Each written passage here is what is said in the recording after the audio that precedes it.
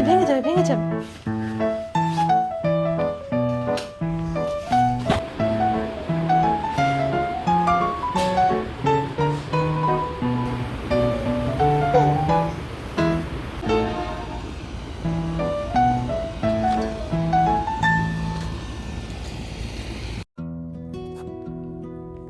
হরে কৃষ্ণা, উত্তমাঙ্গিস লাইফস্টাইলের একটি ব্লগে আপনাদের সবাইকে স্বাগত জানাই। আশা করি সবাই ভালো আছেন, সুস্থ আছেন, আর আমরাও খুব ভালো আছি। আজ শনিবার, এখন 7টা মতো বাজে সকাল। আমি রান্না করতে এলাম। আপনারা তো জানেনই, সকাল 7টা থেকে 7:30টার মধ্যেই আমি সকালের রান্নাটা বসিয়ে দিই। আর আজকে আমি রান্না করছি ডালের বড়া দিয়ে একটা তরকারি আর সরিষা শাক। তো শাকগুলো এখনও কাটিনি, শাকগুলো কেটে নেব, ধুয়ে রেখেছি। আর ভাতটা অলরেডি বসিয়ে দিয়েছি, ওটা হতে থাক। আর এদিকেই যে আগে থেকে ডালটা ভিজিয়ে রেখেছিলাম, সকালে ব্লেন্ড করে নিলাম এখন। আর ডালের বড়ার মধ্যে যা যা দেয়, হলুদ, লবণ, কালো জিরে, তারপরে একটু বাঁধাকপি কুচিয়ে দিয়েছি। বাঁধাকপি কুচিয়ে দিলে একটা অন্যরকম ভালো টেস্ট হয় ডালের বড়াতে, একটা সবজি পকোড়ার মতো হয়ে যায় অনেকটা। তো একটু আদা কুচিয়ে দিচ্ছি, তাহলে তাতে ভালো একটা স্মেল হয়। আর হালকা একটু হিং দিয়ে দিলাম, তাতেও ভালো লাগে খেতে।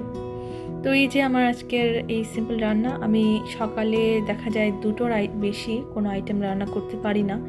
এই যে ডালের বড়া তরকারি, আর এই যে সরিষা শাক আর রাইস, এই সমস্ত দিয়ে সকালে ভোগ দেব।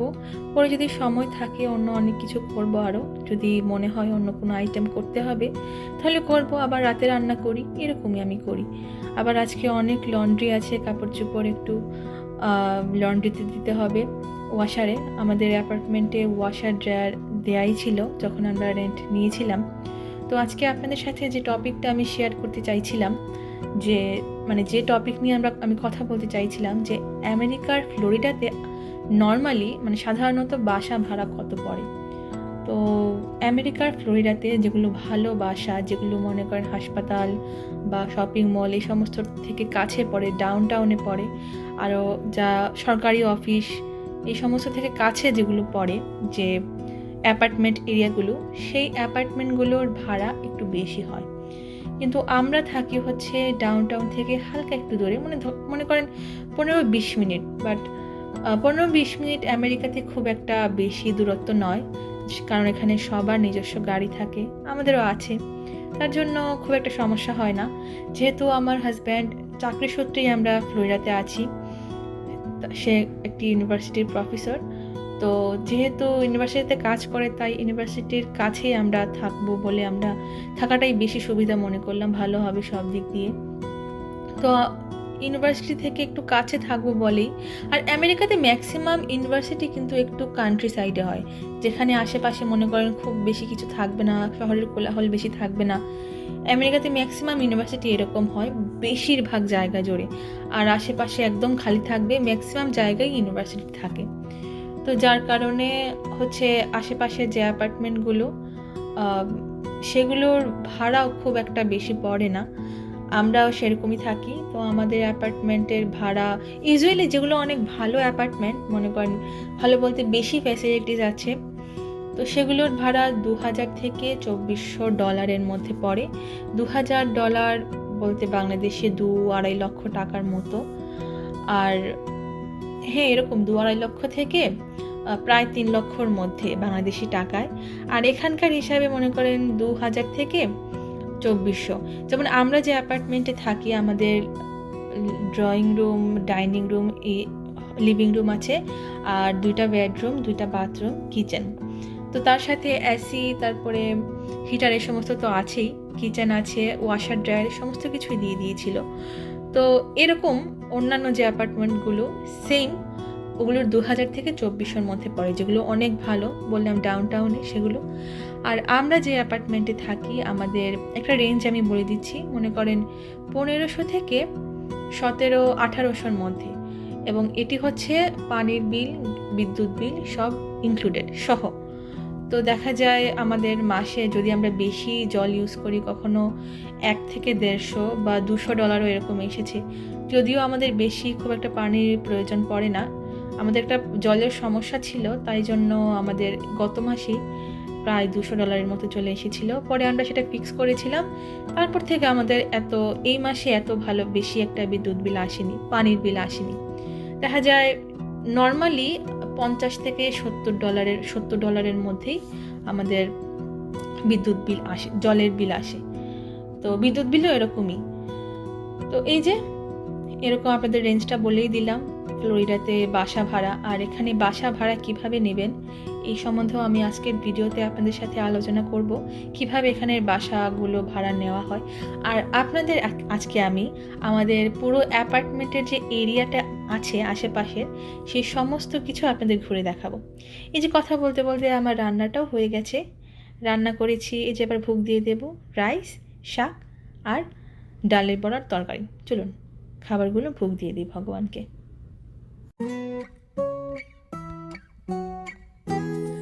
ঘড়িতে বাজে 11:20 মতো, আর আমরা বের হয়ে পড়লাম, মানে আমি আমার ছেলে মেয়েদের নিয়ে বের হয়ে পড়লাম এখন একটু হাঁটতে, আর আপনাদেরকে আমাদের পুরো নেইবারহুডটি দেখাতে, আমাদের অ্যাপার্টমেন্টের আশেপাশের পুরো বলতে গেলে পুরো এরিয়াটা দেখতে কেমন, তাই এটাই আপনাদের দেখাতে এলাম।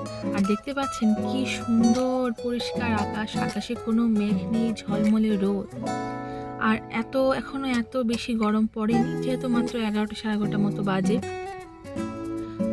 তাই এত রোদ এখনো হয়নি। একটু পরেই যখন 12টার পরে স্পেশালি সূর্য মাথার উপরে উঠে যাবে তখন দেখবেন বড্ড গরম লাগছে। তো এই জন্য এখন বের হয়ে পড়লাম আমি তাদেরকে নিয়ে। তারা একটু খেলবে, একটু বাচ্চারা, তারপর নিয়ে আবার ঘুম পাড়াবো, তারপরে ন্যাপটা নেবে। আর এই হচ্ছে আমাদের অ্যাপার্টমেন্টের পুল এরিয়াটা। এটা খুব সুন্দর এরিয়াটা, এখানে আমরা প্রায়ই আসি, জলের মধ্যে পা ডুবিয়ে বসে থাকি বাচ্চাদের নিয়ে। খুব ভালো লাগে, গরমে খুব রিল্যাক্স লাগে।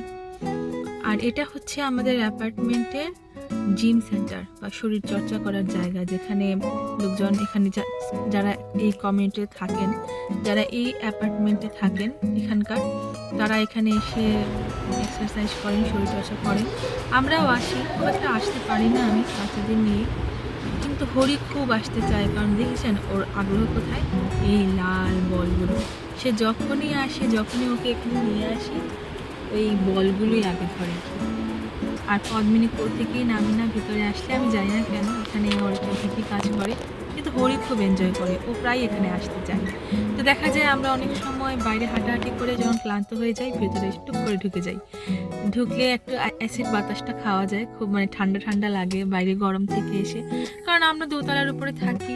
তো মনে করেন বাসায় একবার চলে গেলে আর বাচ্চাদের নিচে নামতে ইচ্ছে করে না। তো এখানে একটু সময় বসি, ঠান্ডা হই, তারপরে বের হয়ে একটু সময় হাঁটি, তারপরে সন্ধে হলে হবে তখন বাসায় চলে যাই, এরকম। তো এই হচ্ছে অনেক ধরনের ইকুইপমেন্ট আছে ভিতরে, দেখতে পাচ্ছেন। এই সব কিছু, এই সুযোগ সুবিধা এখানে আছে। এটা প্রায় সব অ্যাপার্টমেন্ট এরিয়াতেই থাকে। ফ্লোরিডাতে যত অ্যাপার্টমেন্ট সেন্টার আমরা যখন অনলাইন সার্চ করছিলাম, তখন সবগুলোতেই দেখেছি এরকম বাচ্চাদের খেলার জায়গা থাকে, তারপরে প্যাট বা যাদের পোষা প্রাণী আছে, কুকুর, বিড়াল, আরও অনেক ধরনের, তো তাদের জন্য আবার আলাদা একটা পার্ক আছে, এরকম জিম আছে, আর আছে পুল এরিয়া। তো আমাদের অ্যাপার্টমেন্টেও এরকম আছে, সব কিছুই আছে। এবং মানে মান্থলি যে ভাড়াটা, সেই ভাড়াটাও কিন্তু খুব রিজনেবল। তো আমরা লাকিলি এটা পেয়ে গেছি, আমরা খুব হ্যাপি এই জায়গায় আসতে পেরে। সব দিক দিয়েই আমাদের পয়সা সাশ্রয় হচ্ছে, সব দিক দিয়েই ভালো হচ্ছে। আর এই যে এটা হচ্ছে প্যাট পার্ক, মানে যাদের পোষা প্রাণী আছে তাদের জন্য পার্ক। এখানে মনে করেন সবারই কম বেশি পোষা প্রাণী থাকে, কুকুর, বেড়াল, তাদেরও এক্সারসাইজের প্রয়োজন পড়ে। তো এখানেই সবাই বিকেলে নিয়ে আসেন তাদেরকে এক্সারসাইজের জন্য। এই যে বসার জায়গাও আছে। চলে এলাম বাসায়, এখন ঘড়িতে 1টা বেজে গেছে। তাহলে বুঝতেই পারছেন বাইরে কতটা গরম। এই গরমে বাইরে দাঁড়ানো যাচ্ছিল না, তাই বাসায় চলে এসেছি এখন। বাচ্চারাও অনেকটা টায়ার্ড, কিন্তু যেই বাসায় নিয়ে এসেছি কি আর ঘুম শেষ, ওরা আর ঘুমোবে না। তাই ভাবলাম শিনে একটা প্লেইং টেন্ট, বাচ্চাদের জন্য টেন্ট বা বাংলায় যেটাকে তাঁবু বলে, খেলার জন্য অর্ডার করেছিলাম। তো ভাবলাম দুজনকে নিয়ে এই তাঁবুটা সেট করে ফেলি। এইসব ইকুইপমেন্ট দেয়া ছিল, আমি ভেতরে একটা ম্যানুয়াল ছিল যেখানে লেখা আছে কিভাবে এটা সেট করতে হয়, ওটা দেখলাম। দেখে এবার টেন্টটা আবার লাগিয়ে নিচ্ছি। তো এটা খেলার জন্য বাচ্চারা খুব এনজয় করে, এটার ভিতরে ঢুকে খেলবে, খেলনাপাতি নিয়ে ঘুমাবে, এই জন্য আর কি। ভাবলাম এটা সেট করি, তার খেলতে পারবে। আর আমিও খুব এক্সাইটেড। আমি যখন ছোট ছিলাম আমার এই টাইপের আমি স্বপ্ন দেখতাম আর কি, কার্টুন এই সমস্ততে দেখে আমার খুব ভালো লাগতো এরকম ট্যান্ট। কিন্তু বাংলাদেশে আমরা ছোট থাকতে এগুলো আমরা পাইনি, বা এগুলো অ্যাভেলেবেল ছিল না বাজারে, সত্যি কথা বলতে। তো তাই এখন এত বছর পরে ছোটবেলায় যেটা কল্পনা করেছিলাম সেটা যখন চোখের সামনে দেখতে পেলাম, আমি ফটাফট অর্ডার করে নিয়েছি আমার বাচ্চাদের জন্য। ওরাও খেলবে, আমিও খেলবো, আমারও খুব ভালো লাগে এই ধরনের খেলনা। তো তাই জন্য এই তো চলেও এসেছে, বেশি দিন লাগেনি। বেশি দিন লাগেনি বললে ভুল হবে, আসলে 15 দিন মতো লেগে গেছে এটা অর্ডার করেছিলাম। তো ইদানিং দেখছি শিনের জিনিসপাতি অর্ডার করলে বেশ সময় লাগে আসতে। তো যাই হোক, এই যে এবার ওটা সেট করব, তারপরে ভিতরে ঢুকে একটু খেলাধুলা করবে। তো আমি বলেছিলাম আমরা এই অ্যাপার্টমেন্ট আমাদের বা ফ্লোরিডার যে কোনো অ্যাপার্টমেন্ট আপনি বুক করবেন, ভাড়া নেবেন, কিভাবে নেয় ইন পার্সন না এসেও, মানে আপনি সশরীরে না এসেও কিভাবে আপনি একটি বাসা ভাড়া নিতে পারেন, বা আপনি যে বাসায় থাকবেন, যে বাড়িতে আপনি থাকবেন, যে অ্যাপার্টমেন্টে থাকবেন, অ্যাপার্টমেন্টটা দেখতে কেমন। তো আমরা যখন এই বাসাটা ভাড়া নিই, অ্যাপার্টমেন্টটা ভাড়া নিই, তখন আমরা এই জায়গা থেকে মানে ফ্লোরিডা থেকে 11 ঘন্টা দূরে লুইজিয়ানা লাফিয়াতে ছিলাম। তো সেখান থেকেই কিন্তু আমরা এই বাসাটা ভাড়া নিই, অ্যাপার্টমেন্টটি। তো আমরা সম্পূর্ণ অ্যাপার্টমেন্টের ভেতরের ভিউ, 360 ডিগ্রি ভিউ যেটাকে বলে, সেটা দেখেছিলাম অনলাইনে বা তাদের যে ওয়েবসাইট আছে ওয়েবসাইটে। কারণ আমাদের পক্ষে এখানে সশরীরে এসে দেখে তারপরে পছন্দ না হলে অন্য আরেকটা বুক করব, ওরকম সময় ছিল না, সুযোগও ছিল না। তাই এখানে আমার মনে হয় বেশিরভাগ লোকজনই তাই করেন। আবার কেউ কেউ আছেন এখানে ইউ হল বলে, বড় গাড়ি, তো এগুলো করে এই ধরনের গাড়িতে করে ওরা মুভ করেন, জিনিসপাতি নিয়ে, আসবাবপত্র সব কিছু নিয়ে। তারপরে 1-2 দিন থেকে মানে যে এখানে থাকবেন, ফ্লোরিডাতে এসে কোথাও একটা থাকবেন, তারপরে বা হোটেলে থাকবেন, তারপরে আস্তে আস্তে ইন পার্সন যাবেন, গিয়ে অ্যাপার্টমেন্ট দেখে বুক করেন, মানে অ্যাপার্টমেন্ট ভাড়া নেন।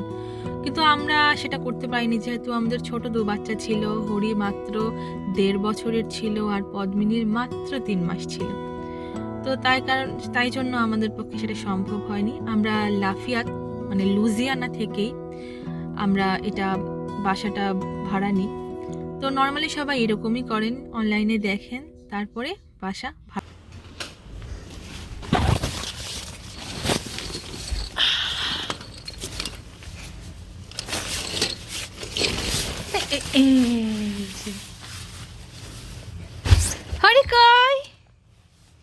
হরি কই? এইটা দেখি হরিতা, এইটা দেখি হরি। আস্তে আস্তে আস্তে হরি।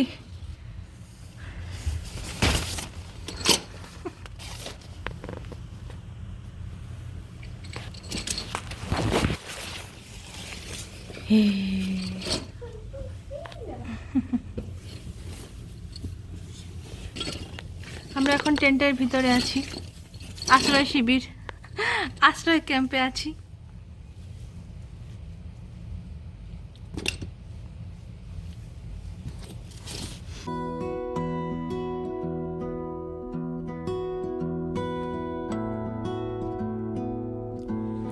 এই ছিল আমার আজকের ব্লগ। আশা করি আমার ব্লগটি আপনাদের খুব ভালো লেগেছে। যদি ভালো লেগে থাকে তাহলে আমার চ্যানেলটি সাবস্ক্রাইব করে দেবেন আর ভিডিওটিতে লাইক করে দেবেন। নতুন ব্লগ আসা পর্যন্ত সবাই ভালো থাকবেন, সুস্থ থাকবেন। হরে কৃষ্ণা।